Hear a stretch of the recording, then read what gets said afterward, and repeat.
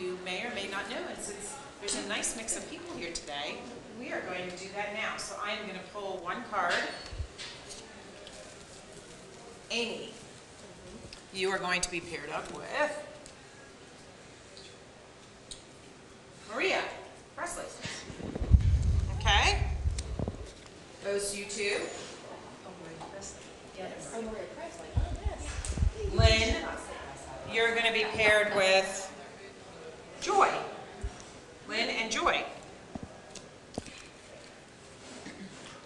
This is so exciting.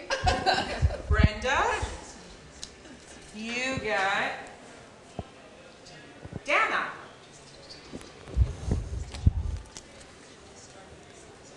Jill, you got Shelby. Oh, that's sweet and convenient. It is sad. Oh, here, Joy, I'll come down to you.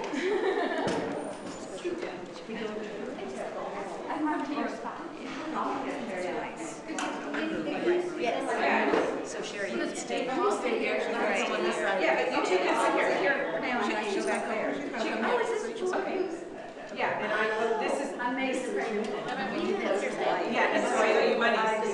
Crazy. Does that light have to stay on? To my studio. Right on. Good to see you. But I'm sure I filed in someplace. I do the same thing. So let's just do this. I know I have like. But like for nobody clients, like, well, she worked with American Express, so Harley Davidson was her client. So what's the company name? I need your card. Yes, I will do that to you. So, anything else? Any other interesting? I love talking to Brenda because even though we're different careers, but as far as like the logistics of the move and having our own place, is coming to fruition for the first time for the both of us, and so that's pretty cool. Yeah, that's right, because you're a transplant, right? Are you liking Aiken? Yes. And how about you two? Because I'm sure there was some creativity. So we're going to get Dana up here, and what do I know about Dana? Because she didn't give me a little bio. And she said, well, you know me. And I said, well, I do, but I know you probably would have told me more stuff. And I will definitely tell them more stuff. That's not a problem. And all I know about Dana is that she is an incredibly brilliant woman who is on a mission to just get us leading, get us being present, and get us focused on loving the journey. Loving the journey. Oh, that's a great one. See, you didn't need me. You didn't need me. So I'll give you a 10 and then a 5 when you're... Please, yeah, that'll be great. Actually, before, as you're getting ready, this is before I even do my introduction, while you're just kind of getting your meal and getting set, here's how I kind of want to begin this, and then I'll explain all the other stuff going on. Of course, now Sherry got hers taken away. So, but anyway, you're going to be mindful with your ice or a little bit of lemon, okay? Because here's what I'm going to ask you to do before we get started talking about empathy is I would love for you to take a bite of your food, a small bite. Maybe it's even just a piece of a vegetable or a piece of the lentil or a piece of the bread, or maybe it's a little bit of the lemon, and just use the next 30 seconds to play with it, to put it in your mouth, kind of breathe while you're kind of noticing. And that's all I'm asking you to do, is just to notice. Notice the texture, the flavor, the firmness, the softness.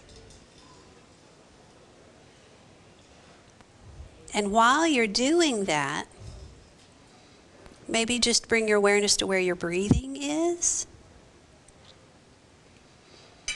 And if you happen to notice that the shoulders have kind of come up because you're in business mode, maybe now you go ahead and kind of bring them down a little bit, because this is a super safe place. We're just going to explore. no judgment. And then if you found that your breathing kind of got up here with excitement, then see if you can go ahead and bring it down to your belly. And by now, certainly the food may have already dissolved, and that's fine. It just got us to a place where we could bring our awareness to this vessel.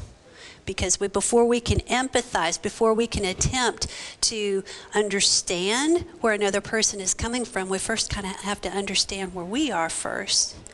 And that's a beautiful thing about rituals like saying grace.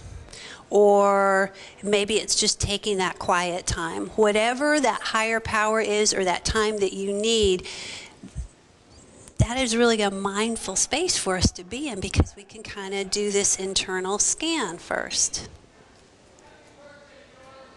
And now you're off the hook. Now you can go ahead and come back into the room. So anyway, just wanted you to have an idea, or just be present with your food for just a minute and not kind of rush through it like I am the worst to do. But again, just to hit the ground running with talking about how to be present with other people, and not only be present, but attempt to step in their shoes so that we can respond versus react. And the only way that I'm aware of that we can do that really efficient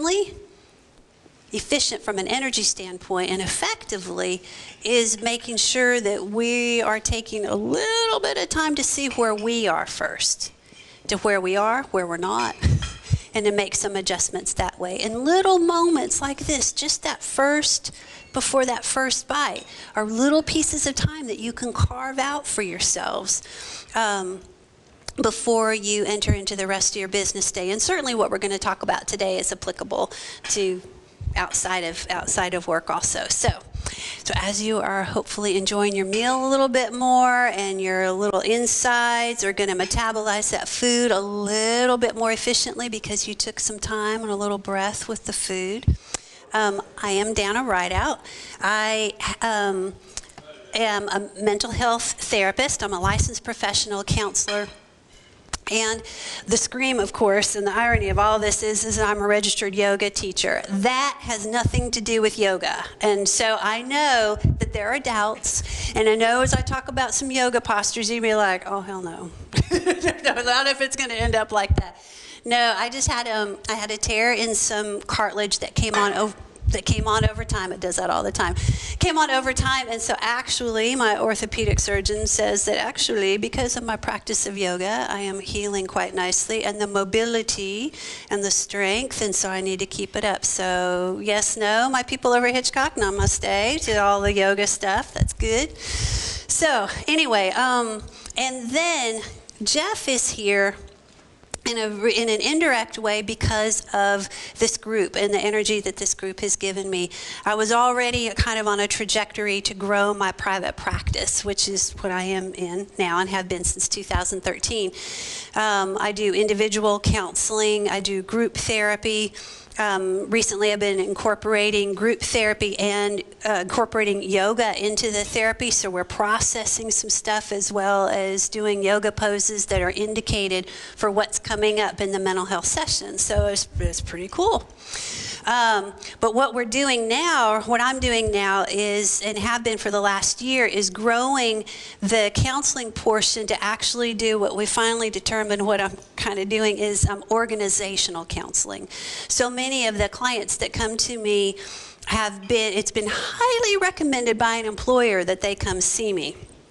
Or else they're going to lose their job. And so a lot of times what we find in the individual and the group therapy sessions is that there are skills that had they learned them other places, they would absolutely avoided having to come see me. So what I'm attempting to do is actually go out on site and work with businesses, either their middle to upper management, and or what I'm ultimately trying to get in to do is work with shift workers, the frontline workers, on ways to regulate their emotions so that they don't necessarily have to come see me.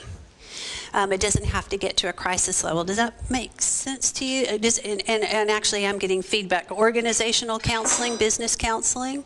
Because what I do is not mindfulness, and it's not really consultation, and it's not a mentoring thing. I'm actually using my therapy skills and what I show people therapeutically, and we're just taking it and helping businesses who have some unhealthy spots and need to regulate emotions. I'm teaching them how to communicate and interact with each other so that they have healthier employees. So, and just I've done some work with public safety and then a distribution center out in North Augusta. I meant to tell you I've done some work with the Board of Realtors, so in Christine Shelton. So anyway, so there's my spiel. Oh, except, and the other thing is that now I'm going to be in a new, or my own office suite. I've been affiliated with Aiken Counseling Group, but at the end of this month, with a group of providers there, but I'm going to be out on my own in my own office suite on Pendleton. So there is that. How did I do so far? Okay. So you came here not to know more about me. You came here to see what I might have to say about empathy. And first, before I start that, is what do you all know about empathy?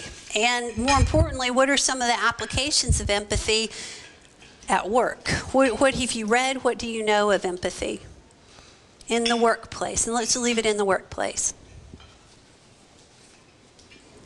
That will be so awesome. Cool. I love being the authority. No, I'm not the authority, but yeah, what's that? I would say having clients, empathy is really putting ourselves into their shoes so that we can see the problem through their eyes and the problem. Right, and to what end? You're right, and to what end? Find solutions. To help them find solutions that fit you? No, that fit them. Exactly. Yeah, good. What else? Yes? Be with your people you work with. You know, if something happens, you don't know what's going on with that person. You don't find out what's going on with an individual.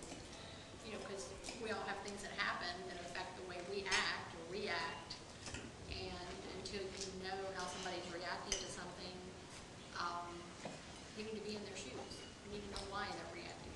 You know, okay, my cat just died, or, you know, I'm having a bad day, or whatever, you know, something that's happening in their life. You need to be able to empathize and feel and see where they're coming from, because people don't always act the same way, and they have a lot of issues going on in their life. And then my question, yes, to all of that. And then my question to you would be, again, and to what end? How does practicing empathy, you've told me how it might impact the client or it might impact your coworker, but how ultimately does the practice of empathy support you? Well, it helps you to understand, to be able to communicate. I mean, if you know where that person's coming from, you can empathize with them and talk about, you know, about their situation, and then turn that around to how can I help you, you know, get through that or whatever. You know. Okay, so if there is... Your relationship.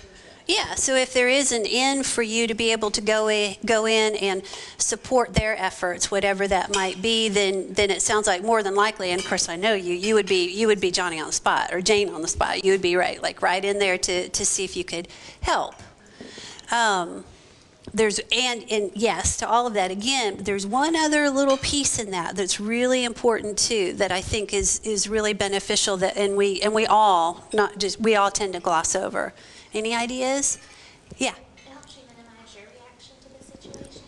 Yeah, exactly. What it does is when we learn the practice of empathy, and we're going to talk a little bit more specifically about what it is and isn't in just a second, but when we more consistently practice empathy, then what that means is with this ball of energy that we have, and it's finite. We don't believe that because we're women and we just think that we're supposed to have all of it.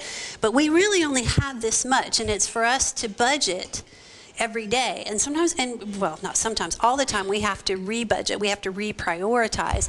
But we only really and truly have this much energy throughout the day. What empathy allows us to do is first and foremost find out not exactly, but to the best of their ability to find out where there might be something that we can assist a client with, because you're listening, you're looking for some of those nuances. What do they need? What do they not need? And then you're formulating a plan there. The same with a coworker.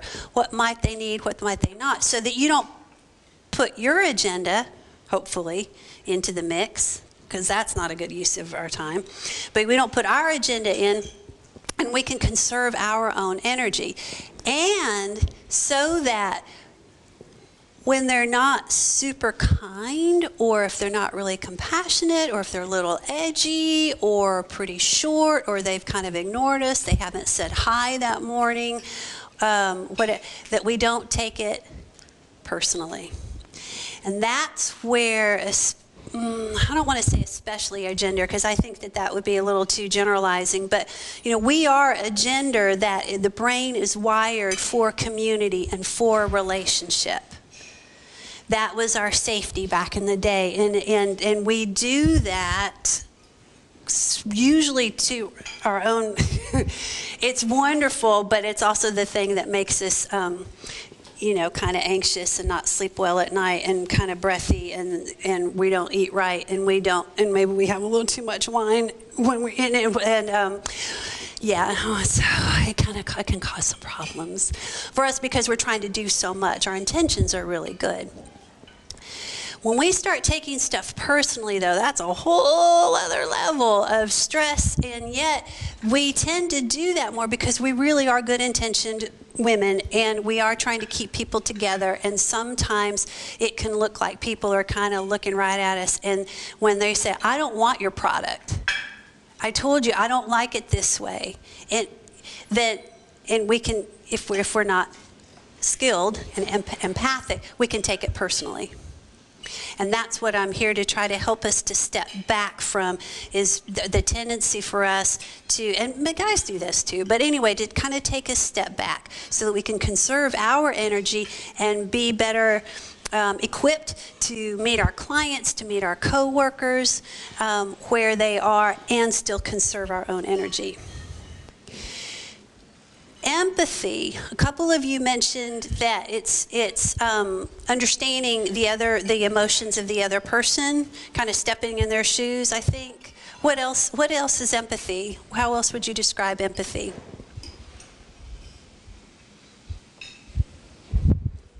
Yeah. I think it's also about holding space. Having the idea where somebody is going to be, it's going to be all about that. So you're giving them that safe place to be open, vulnerable, whiny. I have a friend who, just says, I just need to vent. Yeah. Like, give me that 30 seconds, and then they're fine. And what I love about that particular definition is that very often when I do bring this topic up, people will say it's when we step inside somebody else's shoes and we understand where they're coming from before we say whatever. And it's an attempt to do that, because we can't ever know exactly what somebody else is going through. Even if you've got two people that have, and the first thing that comes up is cancer. If you've got two people that have had the exact same cancer with the exact same stage, but it's a different experience. It's still a different experience. So even that person's not going to know exactly what that person is going through. And quite honestly, usually when somebody comes up to us, and you've probably had this experience too, if you've kind of talked to them about something and you say, oh, I've been there, done that, I know exactly what you're talking about. And, well, you're probably a lot kinder than I am, but in the back of my head, I'm like, no, you don't. Because I need that experience for myself. I mean, it's my own, but I appreciate you being in my space with me and wanting to ask, but no, please don't assume that you know exactly what I'm going through. What I love about what Abigail said was, there's no assumption that you know exactly what they're going through. You're just simply being present. And that's what we're going to talk about too, is being present. Like you were present with that bite of food. Your gift, your energy is best spent really just sitting with somebody and letting them talk. If you have a coworker, you have a client, and clearly there's something else going on, and they could be just super giddy too. Who knows? It doesn't have to necessarily be negative.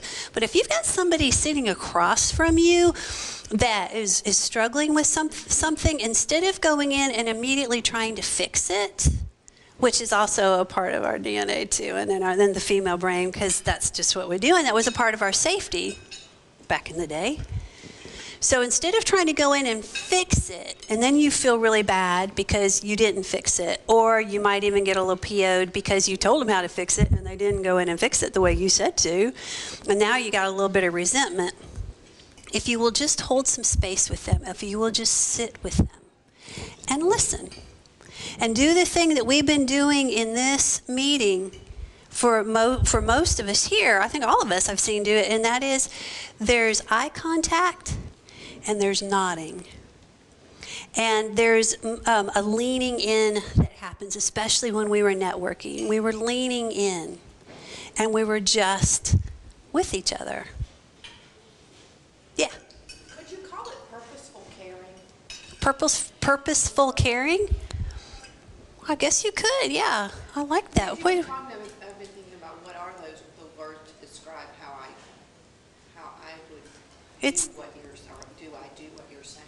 Well, there's definitely a very healthy intention going in to sitting down and just being there in care for the purpose of caring for. The trick is figuring out what the care portion is going to be, because again, your understanding of how you're going to care for me and my understanding of how I'm going to care for you, very different. Probably. And so, but since if I'm coming to you for your services, your job though is to set your agenda aside and just kind of listen and be there. Purposeful caring. If I put that into my book or the speaker reel, because that's why Jeff is here, is he's helping me. He's doing a speaker reel for me so I can amp up my business stuff. But I may or may not give you credit. Are you okay with that, Amy? Okay. I think that the biggest mistake that people make is when somebody's explaining something and maybe they have been through that situation and they may say, instead of saying, I understand that's very difficult because I went through a similar situation, instead of saying, I know how you feel.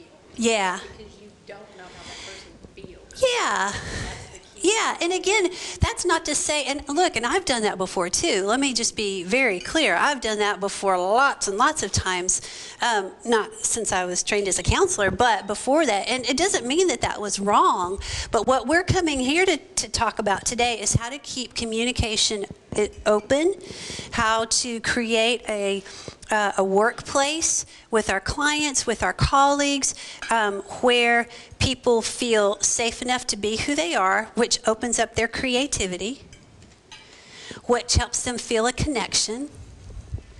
And one of the ways that we know that can kind of chip away at that connection, Sherry, is just what you said. If somebody comes in and says, I know exactly how you feel, and then starts kind of telling you exactly all the things that they did to hurry up and fix it, the underlying message in that, and we do this with our kids too sometimes too, is that the underlying message is, I don't have faith enough in you to be able to handle this on your own, so you need me to do it for you. And it minimizes, yeah. So then you've got an employee potentially who, and it's not the end of the world, but these are just the little things that kind of shave off a connection with a company, is if they don't feel an ownership, like they needed you to fix it, rather than if they had gone ahead and come up with some ideas, they would have had a stronger connection maybe to the company and their sense of ownership and what they provided. Does that make sense? These are little teeny tiny PhD level communication techniques that we're talking about. Yeah. And I was just thinking too, especially when you're in a vendor or a supplier situation, is you're not really in a partnership then, because there's no exchange. That's a great way to put that, yeah. There's no exchange of coming to the conclusion together. So. Right.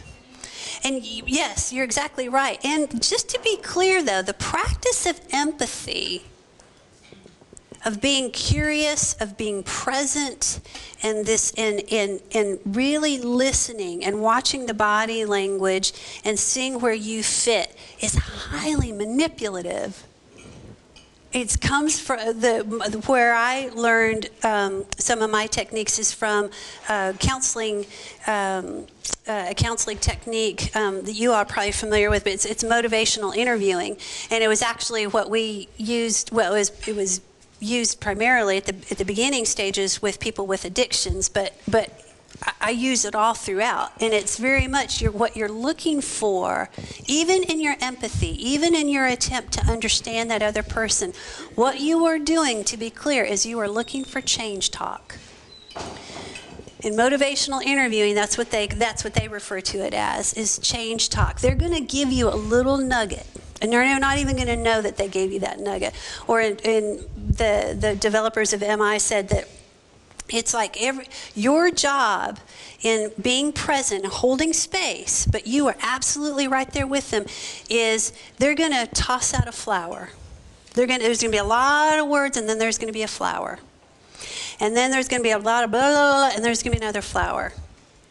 And your job is to pick it out. That's the change talk. So that at the end of your time, for me, with my client, or the end of the time with you and your clients or your coworker, at the end, you're going to be able to present them with a bouquet that they came up with. And you're going to show them how they came up with that. So again, you're empowering them. Now you've created an employee or a client that, like you said, feels more in partnership with you, feels a sense of connection, of loyalty. But we even haven't gotten to the good stuff yet. Because from a physiological standpoint, you have helped to contribute to a healthier client and healthier employee. Now, give us an example of somebody giving a flower and you giving back a bouquet. So if I had, let me see here, let me take from the distribution center where I had a gentleman, he was in the upper management. He was a representative of upper management, and he talked about how he addressed a group out in Florida, and he had to go in, and he was super directive, and he wasn't sure that right off the bat what I was talking about was going to be helpful, because there are times that you have to be really directive with people. You've got to get your employees to be thinking about quota and to be thinking about the safety issues on the floor, and that the practices he was seeing out in Florida was leading them down a path where that was not going to be the case. And so he had to get real directive. And he says, so sometimes, he's a great big guy, so sometimes I got to kind of have to bark at him a little bit. And I just said, blah, blah, blah, and I pointed out and stuff. And he said, so this empathy thing and being curious, I didn't have time to be curious. I said, hey, I'm with you on that. And so, but tell me a little bit more. How did you end that meeting? I'm just curious. It didn't stop there, so how did you end it? Oh, well, then afterwards I told him, I said, listen, now, if you're interested in really being on board with this stuff, then I'm going to put myself over here in this room over here, and I'm just going to sit, and if you want to come talk to me afterwards. And he said, and about half of them did. And then we sat down, and I was able to talk a little bit more softly with them and stuff, and then we were, batting around some ideas and this and that, and I said, huh. I said, that's pretty cool. I said, so actually, you intended to do that even when you were barking orders, right? And he said, yeah. And I said, so you were showing empathy even then. You already had that in your mind, that you knew that there were going to be some people that weren't going to take to this really well, right, when there was a big group. And you recognized that, and you honored that. So you made yourself available afterwards? And then you had these people on board, and then they even got some more people on board? Yeah. I said, you little softy. Yeah, you did. That's exactly what you did. That was an incredible technique that you did. You could have gotten your underwear all up in a wad over there and just really barked and then just left. And he said, well, that's what most people did before I got there. And I said, and you recognize that. He said, well, I didn't even realize I had done that. And I said, well, that's why you hired me. So anyway, Yeah, that was all his own. And Sherry, I had no idea where he was going to take that. I was like, I hope this story has a good ending that I can work with, because I don't know what we're going to do with that. But 99.9% of the time, that's how it works. Does that answer your question? So I was able to take a couple of flowers there and just turn right back around and go, look what you made. And of course, not only did you make it, but then you were able to hand that down to your clients or to your employees. Physiologically, what he provided, he had no idea either. When you create a learning culture, when you create an environment in your workspace for your clients, for your employees, you're helping their physical health.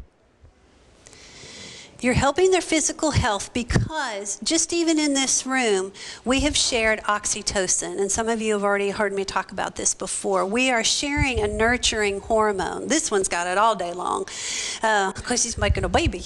But that's our nurturing hormone. Whether you're a mom, which I am not, whether you've actually birthed a baby or not, but just women in general, that's what we do. Men have it too. Their bodies process it a little bit different. But oxytocin, for us in particular, helps to decrease our adrenaline and our cortisol, our stress hormones. So that's why meetings like this are so important, because again, we're all working on the same goal, and we're doing this, and we're nodding, and we're holding space. So that's pretty cool. We do that with our clients. We do that with our colleagues. And you're helping them up their nurturing hormone, their oxytocin, and helping them to bring their stress hormone down. Oh, that's pretty sweet. Plus, you're usually smiling with them. Well, let me say this. When you're in a situation like this, where it's very genuine, and again, you're not going in with any... You are going in with an agenda because it is very directive, but when you're still going in with your agenda and then opening, really listening and looking for the other person's agenda, there probably is going to be some smiles and a couple of giggles. When that happens, you've just given them a dopamine increase. You just kind of little squirts of dopamine, which again, all those things go a long way for a person's physical health. It boosts their immune system. It helps their blood pressure. Now, if you're doing that, creating an organization that's really focused on being more empathic over time, you're going to see absenteeism drop. You're going to see a reduction in your in employees wanting to leave or clients that want to leave, because you're curious about them. How often in your day are people genuinely curious with you? Asking you questions, open-ended questions, just like we did in the networking. That's what I thought. So to be able to sit across from somebody and say, I was listening, Lynn, about your business, and I'm wondering, what in the world, how did you make that happen? And I'd like to know more about that. And she even knows that we're just kind of doing a little role play here, and all of a sudden, but you saw, she's nodding, she's smiling. Just even thought of it, like somebody wants to know about me. I mean, you guys, I don't know, I'm kind of egotistical. This was like, yes, let's talk about me. But Brenda, I mean, I just love that. So curiosity, being present. The other thing I want to make sure that I leave you with today in all of this is that empathy is not necessarily agreeing with the other person. Let me be clear. When we practice empathy, I am not inviting you to be somebody's doormat. You still get to hold an opinion. But if you want if you want to increase your chances of being heard, then you will listen, be present, be curious. You might even go as far as to validate what that person was saying. If Brenda and I didn't disagree on something with real estate, which I can't imagine we would have, but if she said, if she was telling me about her company and maybe I'd read something about her company I didn't like, so maybe I was disagreeing with it, or I kind of disagreed with it, I might say, it really sounds like you really you really love your company and that you would be really sad if you heard some other information to the contrary. I'm validating her feelings. Then at that point, if I felt like I needed to say, however, I do have some other information about United, which let me just be clear, I do not. I'm just using you as an example. I've got some other information about United. I had an experience that, it was kind of iffy. Would it be okay if I shared it with you? I just asked permission. If she didn't necessarily want to hear it, or she didn't want to hear it now, then I didn't force my opinion on her. I didn't force my idea, or maybe I was going to fix it for her. So I'm not out all of that energy. Also, it puts her in the control situation. So at least, even though I might have started to tell her something about her company that would have been a little bit hard to digest, she's still in control. And so she hasn't put up the defenses yet. Does that make sense? So if she says, no, not right now, not in this particular environment, but maybe a little bit later, if you want to give me a call, then boom. Then that's a more efficient use of my time and hers. And in my sessions with my clients, I will also do that too very often. I'll ask permission before I offer a recommendation. I've read up on that. I know some resources. Would it be okay if I shared that with you? I ask permission so that they have ownership. All comes back to empathy. Attempting to step in that other person's shoes and meeting them where they are in that partnership. I really believe that not only our companies, and certainly this has application at home, but definitely politically, we would all do to practice a little more empathy, and I just had to get that out. I'm sorry about that. But anyway, that's our only chance to really make it. So, is that good? Yeah, okay. Yeah. Can you explain the difference between empathy and sympathy? Yeah, I bet, yeah. You all know do you know the difference between empathy and sympathy? Understanding, comprehending versus feeling sorry for. Attempting to understand and attempting to comprehend would be the empathic part. Sympathy is just, it's feeling sorry for. It's oh, you poor thing. Oh my goodness. Which has its place certainly in the South. Bless its heart. Bless her heart. And sometimes that is nice. Sympathy is nice. But again, when you're trying to to help a client out or help a colleague out, and I can tell you with my experience with this cane, sympathy is not what I need. In fact, I kind of shun it because I don't like to be the victim. You may not even want to give somebody sympathy because you may think, well, you brought this on yourself. Dang, Sherry, dropping the mic. It's like, oh, well. It could be, maybe it's not very genuine. Yeah, you're exactly right. What they're talking about, but you may not necessarily feel sympathetic. Absolutely. No, you're exactly right, and it's kind of hard to fake that too for a lot of us. So before, and I know we need to wrap up. This is less about the empathy part. I did want to let you know, though, that I will be around a little bit, and you have my contact information, so I know we kind of brushed through this pretty quick. But if you have any other questions or want to chat with me about this some other ideas, then absolutely, please feel free to get in touch with me. But this organization really helped put me in touch with some glorious business owners, and I'm not even going to go the female route. I mean, because these are just good quality business people that have helped me in my own networking and my own brainstorming, and have really given me the energy, the impetus, and the confidence to be able to grow the business the way I really felt like I wanted to. And being a therapist, I feel like I do a pretty good job with therapy. The business part of it, certainly I needed some assistance with. And so I just kind of wanted to give a shout out to SWMA for helping me with all of that. So anyway, okay. Yeah. What was it that's going up, the dopamine or the dopamine, the cortisol down, dopamine and oxytocin, yeah. Cortisol is not your friend as you get older. It is not your friend, no. There you go. Well, thank you. And you already said you're around, so if anybody Yes. has any questions, they can reach out. What we're going to do now is we're going to go around the room and we're going to introduce ourselves. If you have something happening, let's save that till the end.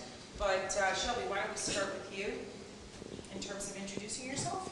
I'm going to stand or can I? Whichever you prefer. This is a pretty small group, so you can. I prefer to stay seated. But my name is Shelby Carl, and I work in the realm of online marketing. So I do a lot of websites, social media, SEO, messing around with Google, all the scary stuff that a lot of small business owners don't like to mess with.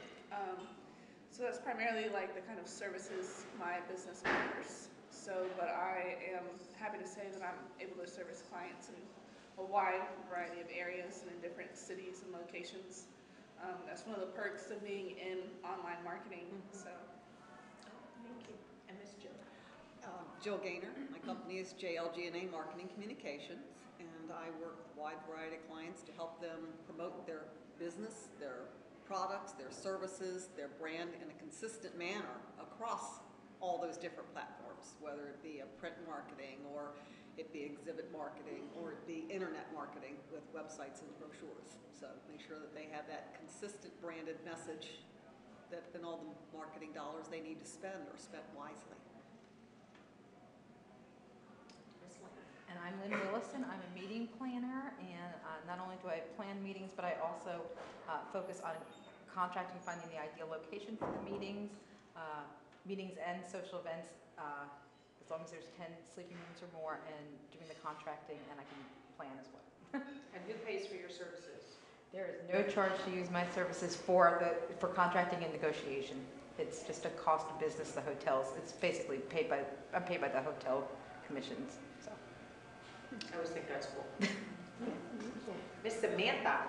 I'm Samantha Bodie, owner and designer of Design Persuasion, a marketing company. Miss Do Amy. you want to tell us anything else, Samantha?